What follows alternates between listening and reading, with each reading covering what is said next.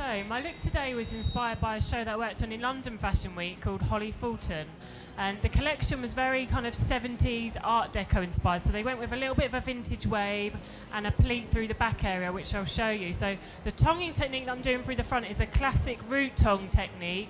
I'm using the second smallest BaByliss dialer heat ceramic tong, just to really sort of get that wave in there and make it very definite.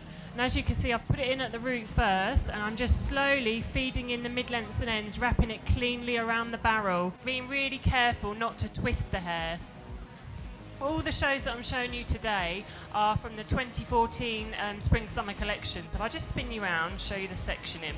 So you can see the parting on this side. There's a low parting on the left-hand side, which drops round to just behind the ear.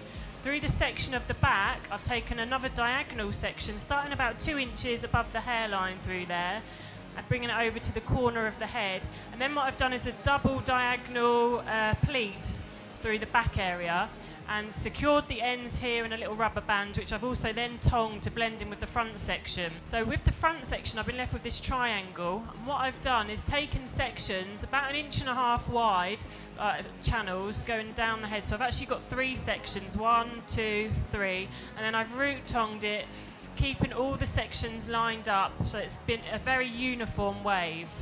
So by taking the section, brushing it through with the mason and just allowing it to drop, it just really gets the air into the hair.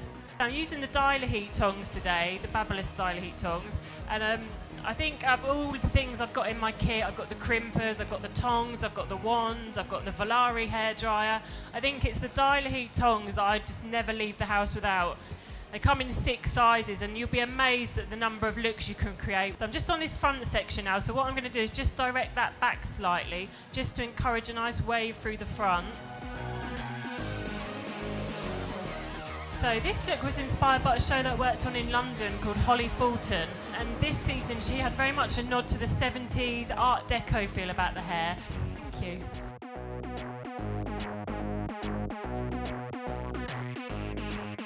This look was inspired by a show that I worked on in Paris called Pichu plus Krugeberg. They like things to be a little bit ethereal, but also very sharp. So what we've done is taken a section about 2 inches wide around the circumference of the head. We've just done a really simple wig wrap technique, using some gel to smooth that around, feeding each section on top of the previous section. BaByliss have got a fantastic new titanium range, and I've used the new titanium straightening iron just to smooth through that back with a little bit of heat protection for some added gloss. And I think although it's really, really simple, it looked amazing walking down the catwalk with a really, really incredible shine. This look here was inspired by Simone Rocha at London Fashion Week. We've taken the hair, taken small sections, pivoting from the ear, following around the shape of the head, and then we've secured it in several ponytails using some elastic.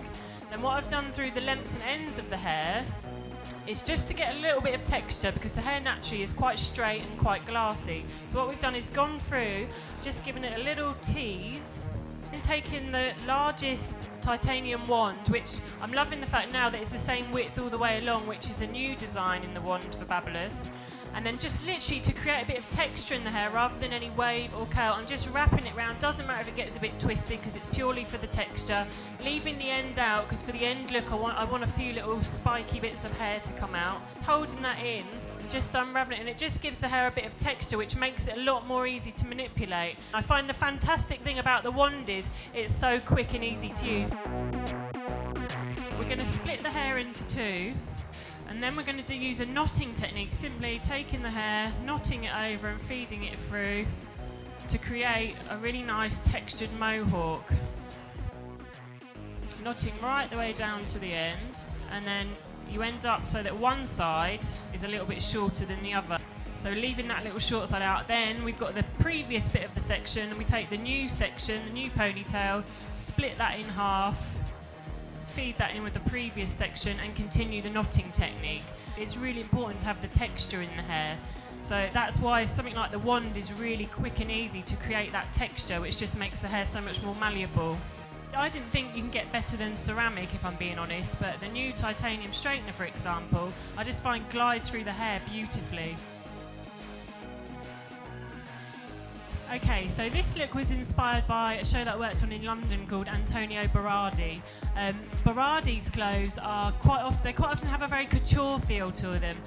So we've taken a section that starts about 2 inches above the ear and dropped it down into a V section, and then we've parted that and split it into two, following the shape of the ear, and just drop slowly forward. So you get these lovely braids coming through the front area. And then through the top section, we've just applied some mousse, dried it all backwards and put a little bit of a corner in the hair. And then for this texture through the back here, which I noticed there was a lot of at the Spring/Summer 2014 shows this season, and again what I find fantastic for that is the wand again. You can put it one way, put it the other, and leave the ends out. Another thing I find, you can wrap it upwards and leave the end out really easily and drop it down and then go back in if you need to create a little bit more wave.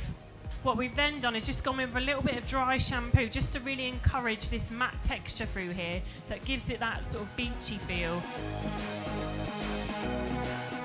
I think working in a salon as well is really important to be aware of the trends. What you create sort of for a show or a shoot, you might do a slightly more diluted version in the salon. Because I left the ends out, which is so easy to do when you're using the wand, you can see we've got these little straight bits which just give it a slightly punky feel. Because the show this season, it was quite a hard feel for the ladies, and it did have a little bit of a punky vibe, and I think the hair matched beautifully. Thank you very much for watching, everyone.